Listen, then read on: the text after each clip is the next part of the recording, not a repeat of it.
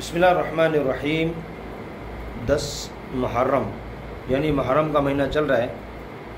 یہ بہت قابل احترام اور محترم مہینوں میں سے یہ ہے محرم کا مہینہ، اور سال کا ابتدائی مہینہ، عربی سال اسلامی سال کا ابتدائی مہینہ۔ اس میں سنت کا اہتمام ہو، اتباع سنت ہو۔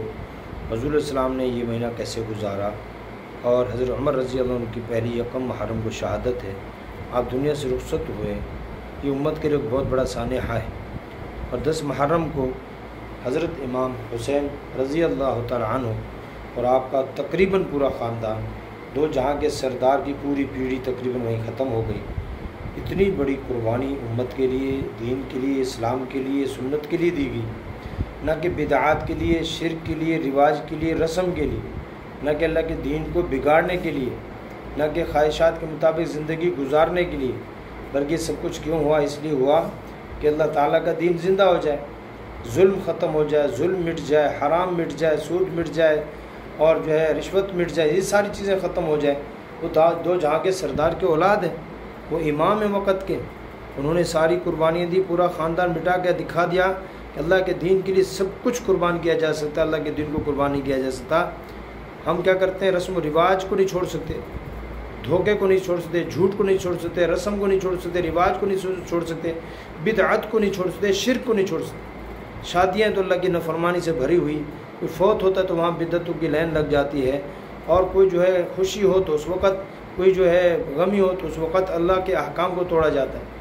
میرے عزیز دوستو بزرگوں، یہ سب کچھ اس لیے کہ دین سے بہت دور جا چکے، رسم و رواج کو فرض کا درجہ دے دیا، بدعات کو فرض کا درجہ دے دیا، سنت کو بالکل چھوڑ دیا، سنت کی کوئی اہمیت دل میں نہیں رہی۔ آپ علیہ السلام نے فرمایا کہ حدیث میں آتا ہے کہ جو ایک بدعت اختیار کرتا ہے اللہ پاک سنت کو اٹھا لیتے، قیامت تک واپس نہیں آتا۔ اور آپ نے فرمایا کہ جو صحیح طریقہ رائج کرے گا اس کا بھی اجر ملے گا، کرنے والے کا بھی اجر ملے گا۔ جو برائی کے رواج چھوڑ کے جائے گا اس کا گناہ بھی اس کے سر ہوگا، جو اس پر عمل کرے گا اس کا گناہ بھی اس کے سر ہوگا۔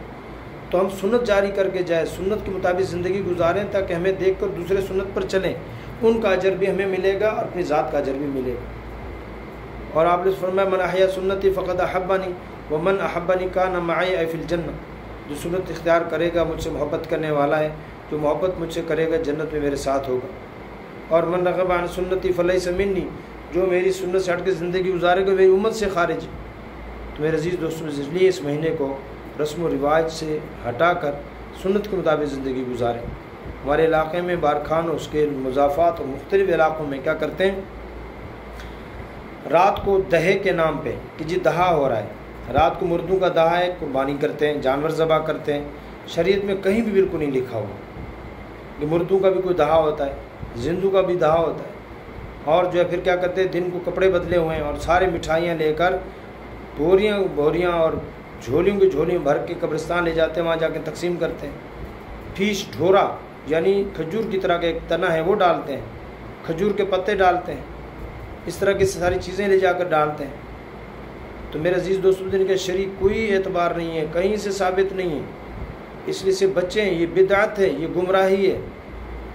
علاقے کے علماء سے گزارش ہے اس کے بیانات کریں، ان کو سمجھائیں، لوگوں کو ہاتھ پکڑ کے سمجھائیں کہ یہ آپ غلط کر رہے ہیں، آپ غلط راستے کی طرف چاہ رہے ہیں۔ اور لوگوں سے گزارش ہے آپ اپنے علماء سے پوچھیں کہ ہمیں اس دن کی سنت بتائیں کیا ہے۔ اس دن کی اگر سنت پہ چلنا ہے تو حضور علیہ السلام نے دین کے اندر بھی یہودیوں کی مخالفت کا حکم دیا ہے کہ ان کے ساتھ مشابہت نہ اختیار کرو۔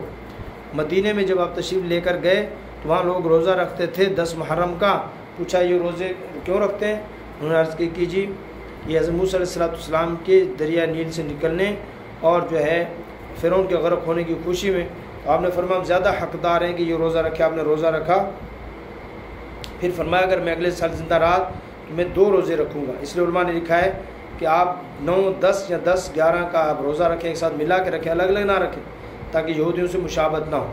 تو اس لیے آپ لوگوں سے گزارش ہے سنت کی اتباع کریں، یہ جا کر جھاڑیاں ڈالنا، یہ جا کر پتے ڈالنا، اور اس دن بعض رات نے لکھا ہے ضعیف روایت سے ثابت ہے کہ اپنے گھر والوں پہ آپ رزق میں وسعت کریں، کھانے پینے کی چیز میں کریں گھر میں، لیکن یہ بھی حضرات کہتے ہیں اس کو التزام نہ دیا جائے کہ دیگیں پکیں اور ادھر تقسیم ہو رہی ہوں اور وہاں سے واپس آئے تو کچے دانے ڈال دیں، وہ کسی نالی میں گرا دیں، رزق کی بے حرمتی. اور یہ جو ٹہنیاں وغیرہ جا کے ڈالتے ہیں، پتے ڈالتے ہیں، اس کا ایک نقصان یہ بھی ہے کہ تازے اور گیلے اور تر درخت کاٹے جاتے ہیں جو نقصان دہ ہیں، اور جس کو بلا وجہ کاٹنا شریعت نے منع کیا ہے.